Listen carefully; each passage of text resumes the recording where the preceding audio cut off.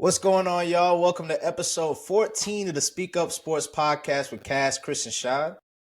What's going on, fellas? Yo, back at it, back home in Colorado. Yeah, good holiday weekend. It really don't even feel like it was the holiday weekend. It felt like it was so long ago already. Yeah. Happy Thanksgiving, everybody. Did you guys have a good holiday weekend, man? It was good to spend it. I ate good. Good football That's what it's all too. about. So that's for sure. Can't complain. That's for sure. And like you said, we got some good football all weekend. Basically, started off with a big upset on Thursday on Thanksgiving Day with the Packers and the Lions. Ended with kind of a blowout. Well, two blowouts really in the last two games. We got some good games on in college football Saturday, as well as some football Sunday. But we'll get into all of that. To start off, though, what's up, Chris? What's up, Chris? Y'all had another big week, another big game. Big dub. Biggest game of the week, arguably. Eagles versus the Bills. What's up, Chris? Speak up.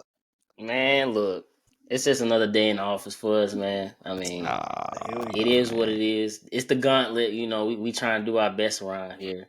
Make plays when we need to make plays. People pick against us. It is what it is.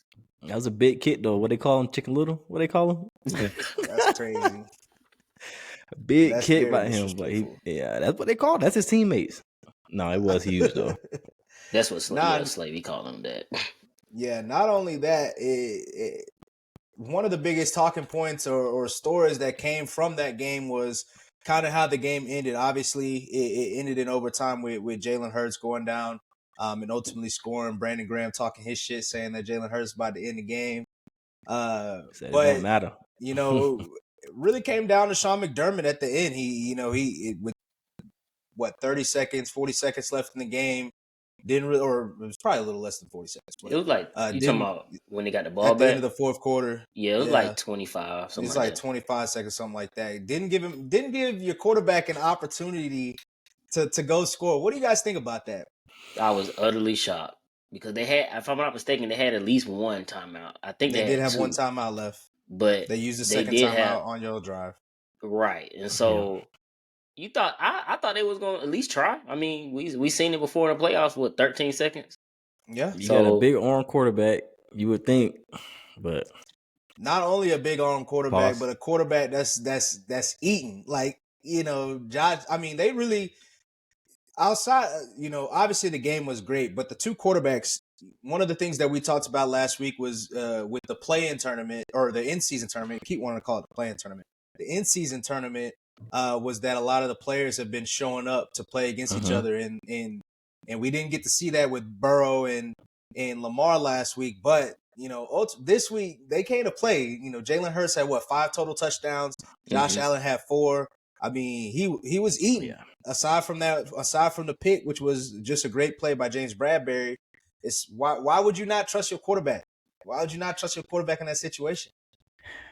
It is weird because it's not a lot of time for something to go wrong. If it did go wrong for the Bills, you know what I mean? It was an interesting decision. And maybe they felt confident in going into overtime. But because they were they were playing very well on both sides of the ball for the most part of that game. So maybe he had that confidence in his team to go out and let's go to overtime, let's get him. But it was interesting. I don't know if I would have made that same decision. At least try it. I definitely wouldn't have. It's one of the best quarterbacks in the league. You got to give him a chance, at least one play. See where it goes.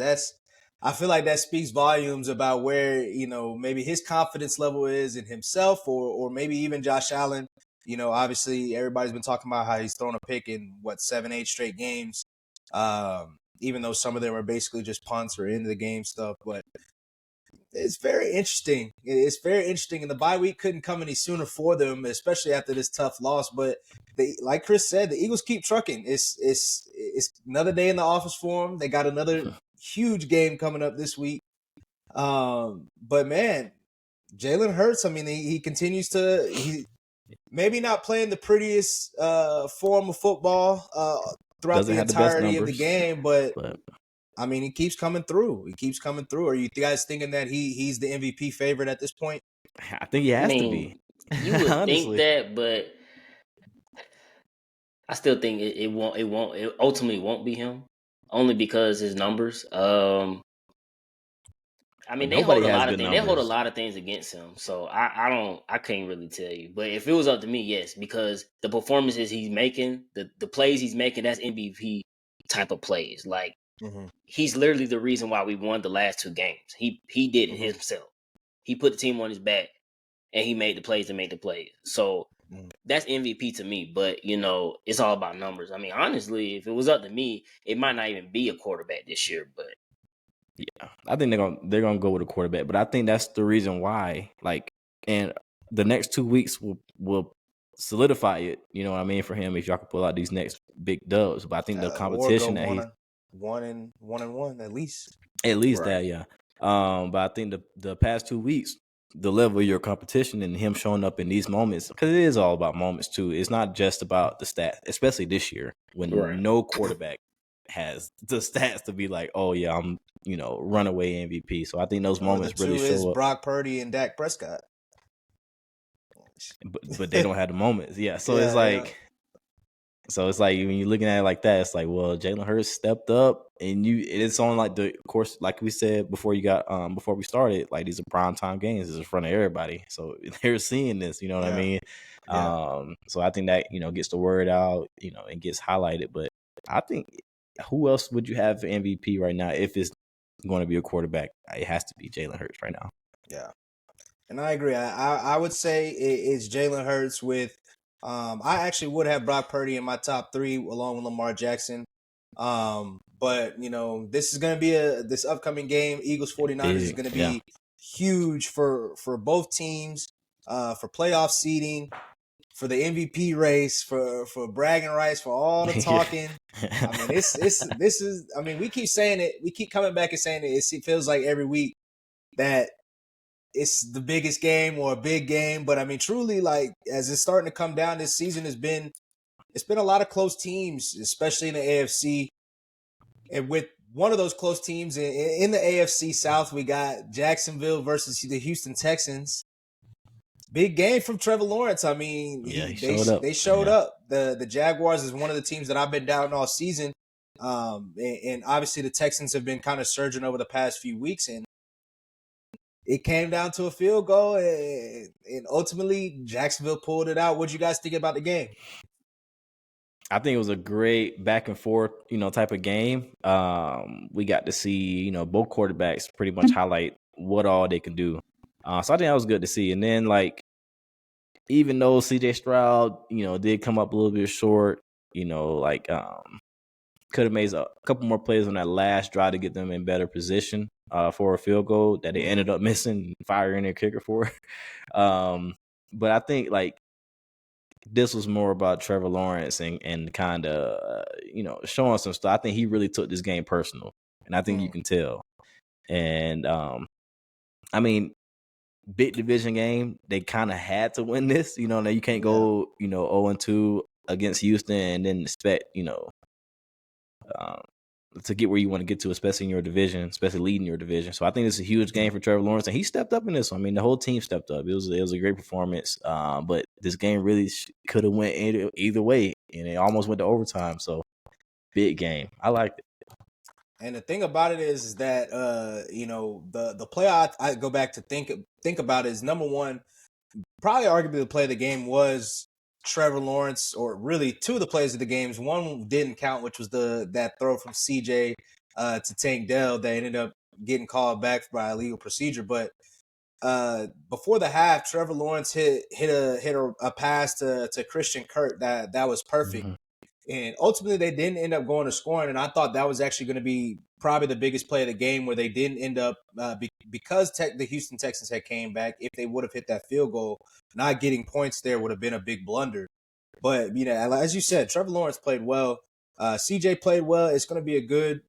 We keep talking about it. It's going to be a good rivalry between the quarterbacks in the AFC South. We will continue to see Will Levis, and we'll get some Anthony Richardson back next year. But I mean, Jacksonville has a good chance. Their schedule's pretty light. They got the Cincinnati Bengals coming up on Monday Night Football this week, and they got a good chance to sneak up into that 1 seed, 2 seed, depending on how Kansas City and the Ravens do. They're already at 8 wins, so it's not. I mean, they're there. They're up there, which is crazy, but they pulling out the wins. Definitely pulling out the wins. But on the Houston side, just like that, they're outside the playoff picture. And it's gonna come down to might come down to that last game of the season where it's Indy versus Houston to see who gets in. Once again, that's a tough game because it's like, damn, we would have got to see, Anthony Richardson versus CJ going against each other. But I mean, it's getting close. It's getting close in the AFC. What y'all think? I mean, we've got the AFC has been so good, and we still have had so many quarterback injuries, between Deshaun Watson, Anthony Richardson, Aaron Rodgers, who is miraculously trying to make a comeback. We saw that he's practicing today for the Jets. How do you guys kind of feel about the AFC so far? Who out of the 7 that's in right now, which I believe is the Ravens, Kansas City, Jacksonville, the Ravens, Kansas City, Jacksonville, Indy, the Steelers, Miami, and Colts. I think I said India. I said India. Oh, you said India. There's one more wild card that I'm missing. Who else is in there? Who else is in there? Is it? Oh, you said Cleveland? Did you say Cleveland? I said Cleveland. Cleveland, Pittsburgh. Might have said them all. Honestly. Cleveland, Pittsburgh. Yeah, Cleveland, Pittsburgh. Cleveland, Indy, Pittsburgh, and then the 4 division winners. Yeah. So, who are you guys thinking out of the bundle of guys that are with Indy, Cleveland, Steelers, Houston, the Buffalo Bills at this point, and the less ride Broncos? Who are you guys thinking might get in the last 3? If you had to pick today, that's a good question though, because these next few weeks will be huge. The Steelers. I'm surprised that you would say the Steelers. I would.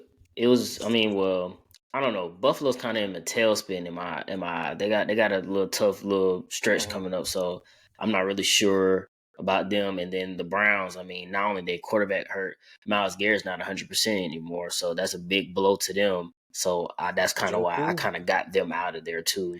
Got your boy Joe Flacco. Yeah. Hey, but if he get to the playoffs now, watch out for that boy. You know what Joe Flacco do with a good defense. But no, that's only why I got Pittsburgh. Honestly, I don't trust them at all. But I would put them Indy and I really do want to. I like the Broncos. I do like them. They showing. I mean, they're winning games, bro. You can get mad all you want. You can say Russ ain't it. That's cool. They're winning games. They are winning games. What about you, Cass? No, my 3. I'm gonna go the same 3 that are in there right now. If I had to swap anyone, it would probably be Houston, Indy. But I think that big game at the end of the season will come down to that. But I got Cleveland and Pittsburgh kind of making it. I don't think like the Broncos. They're streaking. They had a lot of ground to make up though, and they got some big games coming up. Actually, this weekend would be a huge game for. Yeah, this will be a big game because that pretty much find eliminates out who's going to be one. That's what I'm saying. That pretty much eliminates whoever loses this game with Broncos and Houston. But and I think the Broncos will end up losing this game coming up on Sunday. So kind of preview for that. But that's why I got in the same 3. But if I had to swap one, it'll be the Indy Houston. But we'll wait and see on that game at the end of the season. So I'm actually rocking with. I think Buffalo Bills get in. I think the Buffalo Bills get in. Honestly, they're right there, and you could. I honestly feel like the offense has been playing better under Joe Brady than it looks more consistent. They've been keeping drives together. It hasn't been stalling out just randomly. So I think Buffalo gets in at 7. And I think it might be Buffalo versus Kansas City first round. We'll see about that. That'll be interesting. It would be. But I also think it'll be Indy, and I had the Steelers coming out. I think there's a lot going on right now with the Steelers. They just had a firing of their coach. Obviously, we talked about it with Matt Canada. We've seen and then they come out and get 400 yards on offense. They did immediately come out and get 400 yards on offense. Pat Freiermuth, 8. but we have seen a little bit about the issues with the Deontay Johnson. You know, don't necessarily think Deontay Johnson is like, you know, what people are going to try to now put on him. He's like AB or whatever. He's not that at all. I think it was just literally so. Like he didn't even notice it, didn't even see it. Yeah. And it just was it was just bad timing after the news of him and Minka kind of getting into it. It did look funny though. That shit looked kind of crazy. He just walking right, it just right by me. Just all this stuff happening around him. Whatever. But I do think ultimately it's that team is, they know Kenny Pickett's not it. They know. And I think ultimately he's not there at all. No disrespect. But I think ultimately it's going to start wearing on him as we've seen throughout the season. No, that's fair. I mean, so wait, you said Pittsburgh out, Cleveland stays in. Cleveland stays in. So Cleveland, Buffalo, and Indy. Buffalo. Yeah. Okay. I mean, Cleveland want to be interesting, man, because DTR is, you know, battling an injury now, and Joe Flacco was taking first team reps at practice. I can see Joe Flacco coming in and playing well. I mean, he played all right with the Jets the last time we saw him. You know, and it's a much better room around him. Yeah. So I mean, I could definitely see him coming in and kind of managing the game. He doesn't have to do too much with the defense playing well. So you know, we'll see. We'll see. It's gonna be interesting. But sticking in the AFC, you know, big Sunday night football game, the Ravens versus the Chargers. You know, I came out and said that in my prediction that I thought this was going to be the week that Staley was going to get fired. We did get a coach firing this week, but it wasn't the coach that, you know, I said that, or at least I thought it was going to be. Yeah. And we'll get into that a little later, but you know, it was a close game. It was a close game. Ravens offense couldn't get right pretty much the whole way. Chargers offense definitely couldn't get right pretty much the whole way. What do you guys think about the narrative that, you know, Justin Herbert isn't clutch, or, you know, all the stuff that they've been talking about? He needs to, obviously, you know, we want to see him win if we're going to count him as an elite quarterback. What do you guys feel about the noise around him right now? Go ahead, Chris. I just don't think he's in a good situation in general. This is he got a new offensive coordinator this year. And I said this earlier, I feel like he really needs an offensive-minded head coach. I mean, when you talking about trying to develop, because he's still a quarterback that I feel like still needs to develop certain traits. And when you're trying to do that, I think you need an offensive-minded coach to, you know, push him forward. And right now he don't have that. And I mean, it just looked bad. At times it looks like, okay, he got the talent, and other times it looks really bad. And it's like, it feels like, I was gonna say, it feels like every time they got like a game-winning drive, he gets like smacked on one of the plays. like it's like, damn, bro, like, did y'all leave a block, or like, what's going on? Oh, that's fact. They didn't block on that last one when he threw it. Yeah. I think, was it fourth down or something like that? That game, dude came clean off the edge. Cowboys early, he had a chance to go down for a game-winning drive. Smack. Pick. Yeah. And it's bad timing for them. It's just like these situations. I mean, the fact that it keeps happening, of course, these questions are going to keep coming up, because literally, it's like, it feels like every week they have a chance to, you know, get back in the game or win the game, and something happens like that. But I don't put it all on Justin Herbert, man. I still think, like,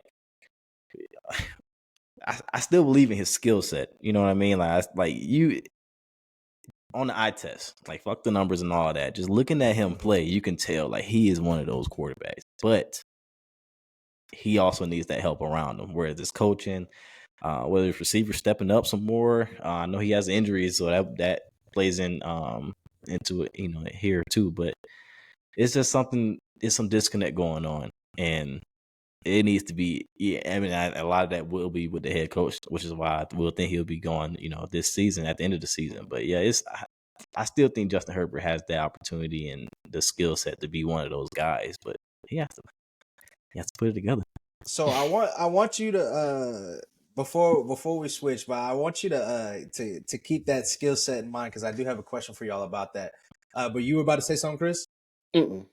Oh, but yeah, I mean, it's tough. It's tough because at the end of the day, when you say that you do have an elite quarterback, you at least want to see you get into field goal range. And when it seems like every time they do get that game winning drive, it always ends up in a quick 4 and out. Like I said, it seems like he's always getting smacked. It really do. That's the crazy part about it. Like 2 incompletions, smack. It's like it seems like every single time. And it's got to be frustrating because we talked about it a little bit last week, but now it's a lot of decision times for a lot of guys, and with QJ not really making an impact in another game where he's going against the guy that got drafted directly after him, and he has 2 touchdowns and scores obviously the game winner or the game clincher. It's tough. It's tough to watch. It's tough all around. Yeah. And then I'm surprised that Staley is making it through the season, but reports are that it's going to take a miracle for him to keep his job. Yeah. Keep his job. Do you guys have anybody in mind at this point that you would like to see there? A Jim Harbaugh, Ben Johnson from the Lions, Houston's OC, Bill Belichick. Yeah, I don't know. Belichick. Belichick. I don't really have anybody in mind. I mean, it's tough because when you just hire a new offensive coordinator like Kellen, it's like, well,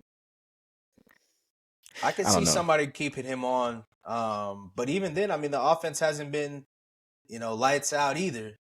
So it's not a great look that even though it's against a lot of inferior opponents and it's against some of the easier schedules, it's not a great look that Dallas's offense is one of the better ones in the league either. Yeah. So yeah, it's tough. I mean, if you're looking at it from a coach's perspective, like who wants, looking around the league at the open spots, you're looking at the Panthers, you're looking at possibly the Patriots, you're looking at the Chargers, the Bills. Yeah, for sure. I would, if I'm Ben Johnson, I would definitely go to the Chargers. You know what I mean? So I think that's over the Bills. Yeah, I would. I don't know about that. I would. I don't know about that. I would go to LA.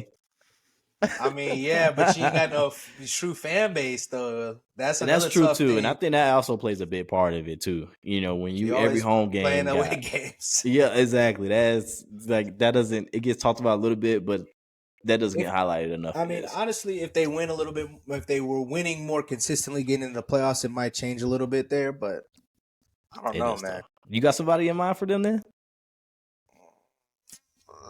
Ben Johnson, Jim Harbaugh, I would love to see come back into the league. I would love to see him go to Buffalo or. You think he would? I don't think he'll come back. He got some heat on him now. I don't think he'll come back this year. I think this would be the perfect time for him to come back. It's enough. Mm-hmm. He's been going back and forth with the NCAA for the past 3-4 years on some bullshit. So and they clearly don't like him. I mean, he clearly always. I mean, they quote unquote, they say that he rubs people the wrong way everywhere he goes. Basically, who knows? It sounds to me like he ain't going. He's standing on business. One person. I mean, I don't really want this to happen, but the Eagles OC. Yeah, Brian Johnson's name been floating around, so. And another name that's been floating around to replace him is Frank Reich returning back. Yeah, they've been talking about that too. Frank Reich, to get onto that topic, we mentioned it just a second ago, but how do y'all feel about that? 1-10, got fired. 12 games, 11 games to the season. It's not looking like a great situation. The owner came and he had an interview. I don't know if you guys read, but the beat writers, reporters were supposedly frustrated with the PR team because he really wasn't taking any questions, and then he kind of cut the presser short and then just kind of went off. How do you guys feel about that whole situation? Obviously, Frank Reich has now been fired twice in a calendar year, basically. Yeah, November to November. That's crazy. How do you guys feel about that? It just it makes it crazier to hear the rumors that he wanted CJ Stroud. He the one who wanted it, and the owner said no, I want Bryce Young, and it's like, well, and then that's where the whole thing about I appreciate what Bill Belichick being the GM, because you get to pick who you want as your team because that's who you're trying to coach. And you got people like your owner telling you, nah, this is who I want. And most of the time they don't be knowing what they talking about. Now you forced into a situation where now I gotta, he's paying the bills. So right. But you forced in a situation where now I gotta take this quarterback that I really don't care for his skill set and try to mold my offense that I feel is good to his skill set. And a lot of times that shit don't work. So I feel like he got a bad hand on that situation, but it is what it is. I think we saw that disconnect early in the season. It's been reported numerous times. The disconnect. So I mean, it's tough. It's a tough situation when you just hire a new head coach and it ends up like this. I don't think, I think as far as like who would want to take that job over, I mean, it's like that's the question I was gonna ask. Like, who do you think would want to take that job? You know what I mean? Like you have another layer that you have to think about if you're a head coach interviewing for this job. Now it's like, well, hold on now, because I've seen exactly what just happened. And I want to do shit my way. He didn't let the man finish the year out. Like you said, I'm gonna pay your rest of your salary. Get out of here. I just hired. Like it's wild. That's not a situation honestly. I want to go to. It's wild, and I don't think Frank Reich is the bad coach at all. You know what I mean? So it's just like I get they were having a terrible season. You know what I mean? It doesn't seem like he had the leeway that was conducive to their team. Like the team isn't good. Like it's just, what were they really expecting? I get that you don't have your first round pick this year, which is a big problem because you're about to have the number 1 overall pick. But at the same time, what were you expecting? You know what I mean? Like you got to give some time to this. You traded, what I mean? McCaffrey and DJ Moore. Like yeah.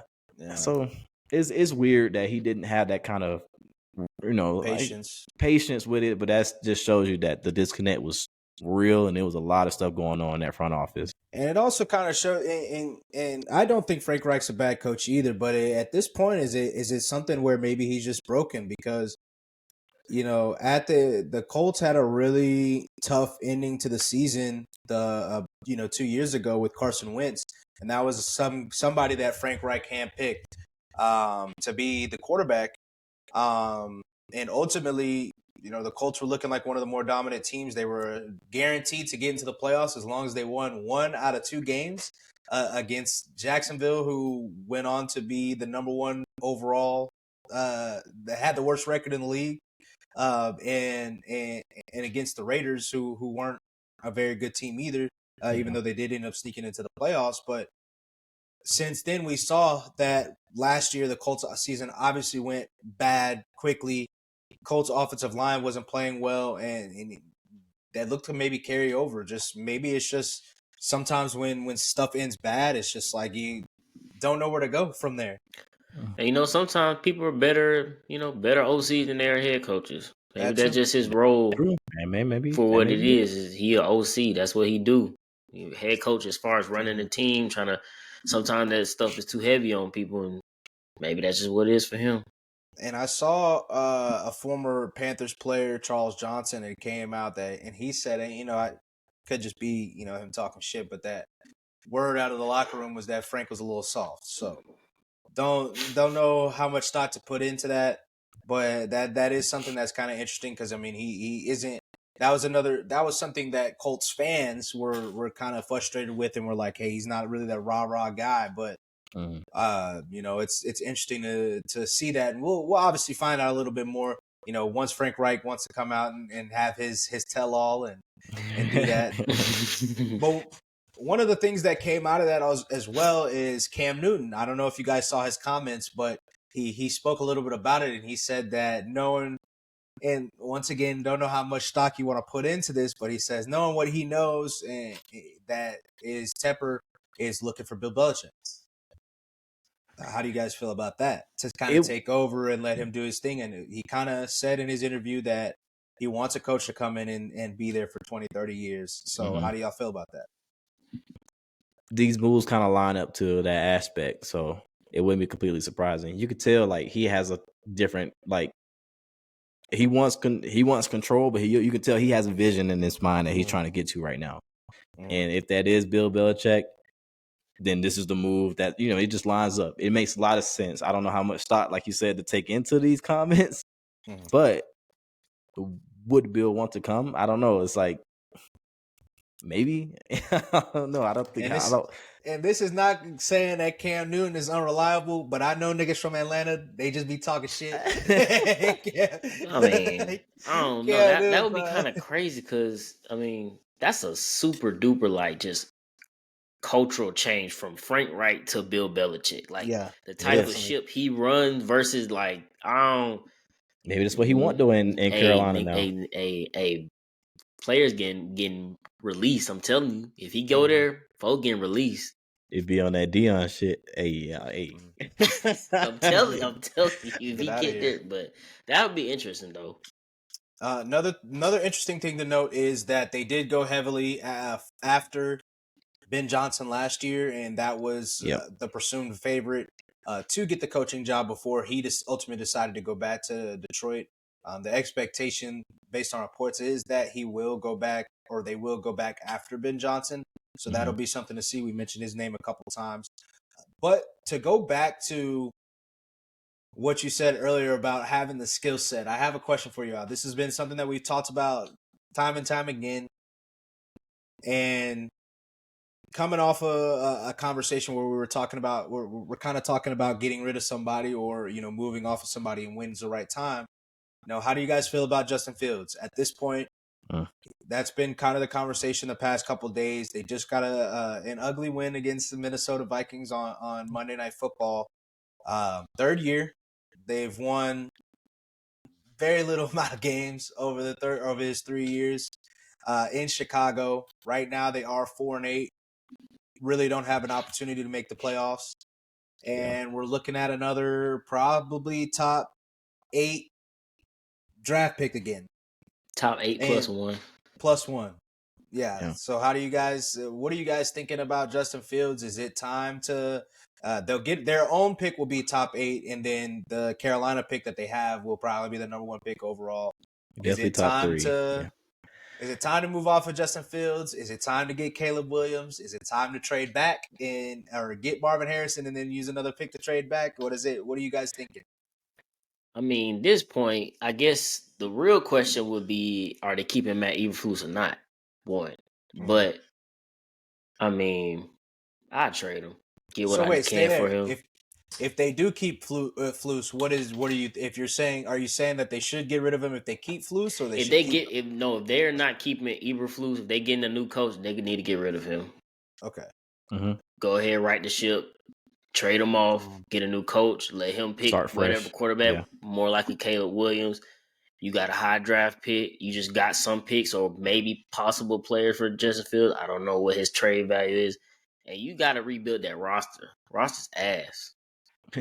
And I think that's the reason why whether you keep Flus or not, I think they should trade him and just collect assets. That's what your main goal. That's what I feel that main goal should be right now. Is just collect assets, draft your quarterback, collect assets. Maybe if you want to make a move with your own pick and the assets you get back from Fields, and kind of like saying assets. I think it's gonna be like a 2 at max, maybe like a 3 and a future 5. That's what I'm saying. Like that. But see, what I'm saying is they kind of in a position where what Houston was just in. They got a new coach. They had 2 draft. They had drafted their quarterback. Was able to trade up, get another pick, get a good future a player. And Will Anderson. They in that same kind of position where they can make those moves and not feel too bad for not getting a haul per se for Justin Fields. Use that second or third with your own pick. It won't be a whole bunch, but I think definitely move up to get, if you want to get Marvin Harrison too. You have that ability to, if it all shakes out how I think it's going to shake out as far as the pick order. But I think you should definitely get off of Justin Fields. I don't think keeping him and then drafting a guy like Marvin Harrison Jr. will really change much. I don't know how much that helps in the long run, because I don't think Justin Fields, like, let's talk about skill set. We've seen this is it's not a small sample size. It's not like he's been hurt or anything like that. Like he's been out on the field a lot. You know, he got hurt a little bit this season, but he's been like we see what he is, you know, and he is a quarterback that you have to kind of handhold, mold everything around, but you still, even after doing all that, you're not guaranteed to win more than half your games. So it's like, is that really what you want to focus on? Is that really how you want to move going forward behind this quarterback? Because he hasn't shown anything much in that, but I think you move on. If you move on, where's the landing spot? I mean, that's a good question as well. I mean, yeah, you saying the Falcons? I don't want to see him on the Falcons, but I don't. Send his ass to the Raiders. I can see see that. I can see that. I mean, depends on who they keep. If they keep, Pierce, but I think they like Aiden McConnell. It's something to do. They might like him better than they like Justin Fields. To be honest with you, he might be. I don't know, but Patriots, they're in flux, man. It's hard to judge that. I just can't. I don't want to see him on the Falcons. No, I do like Justin Fields. You know that. But these last 3 years, like I also like, facts over feelings. You know what I mean? I know what I'm seeing from him at quarterback. He does have a skill set that is interesting. You know what I mean? And we do have the skill positions with the Atlanta Falcons that are interesting to pair with that. But I don't want to see that. No. That's not my first choice. I'm not lying, I swear. With Robinson, Pitts, London. I wish we would have drafted him, but no. I don't want to see that now. Capping. That's exactly I'm my cap, bro. I'm telling you. You be telling me be real. I'm being real. This is what I'm seeing. I'm taking in what we've seen over the past 3 seasons from him. And he's all right. He's not that guy. We're gonna see. But generally speaking, when do you guys think? Because we have seen this conversation. Obviously, over the past few years, we've seen the conversation come up multiple times. We saw with Dak, who's proven right time and time again.